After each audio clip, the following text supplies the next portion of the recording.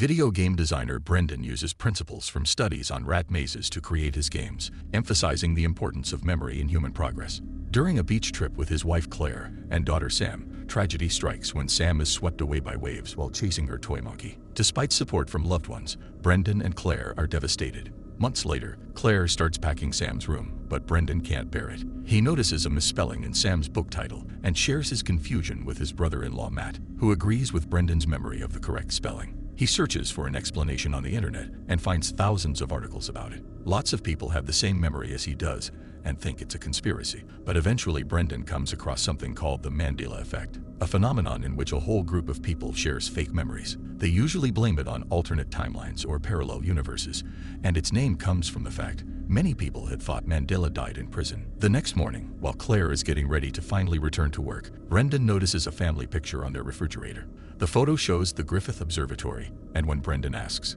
Claire confirms she remembers the picture being taken there. However, Brendan remembers taking that exact same picture at the Pacific Science Center instead. Claire dismisses Brendan's confusion and continues with her work. Later, Brendan shares his discoveries about the Mandela effect with Matt, explaining examples like Nelson Mandela's death and Darth Vader's quote. Brendan believes they're shifting between alternate realities or part of a simulation, but Matt doesn't believe him. Brendan becomes obsessed with the phenomenon, researching string theory and the possibility of a real-life matrix. He visits a priest to question why God would take Sam's life. The priest explains that Sam's death wasn't God's plan or desire. It was just a matter of free will, which many consider the greatest gift that God ever gave humanity. When Brendan returns home, he starts investigating free will as part of his obsession. Sometime later, Brendan meets with Matt again and continues to bother him with the subject. Matt explains he talked to a friend of his who was a neurologist, and she explained that our brains aren't perfect. Memories get scrambled, and there are many gaps that get filled with external information. However, Brendan is stubborn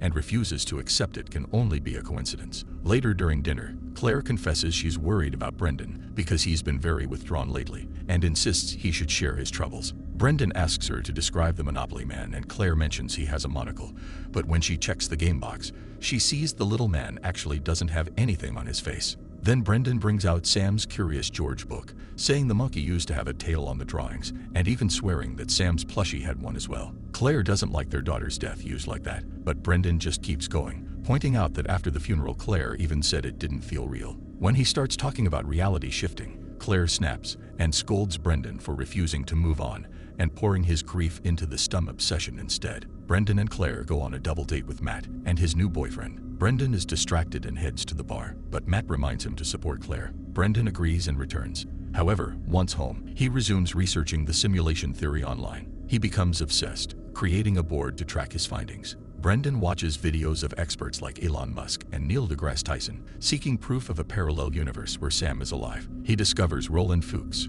supposedly working on proving the simulation theory, but struggles to find a working video. Brendan eventually fixes a corrupted file, but it fails again. Undeterred, he records a message for Fuchs. Days pass and Brendan never hears back from Fuchs, so he travels to the university to contact the doctor in person. However, Fuchs is too busy, and he doesn't have time to hear a random fan's rambling. Later that night, Brendan tries to be a better husband and starts getting frisky with Claire, but he pauses in the middle of it because he thinks he can hear Sam calling for him. Frustrated, Claire tells him he should see a grief counselor. The next day, instead of seeing a counselor as he promised, Brendan shows up at Fuchs' house and convinces him to give him a few minutes of his time. Fuchs explains that the Mandela effect is just a case of fake memories.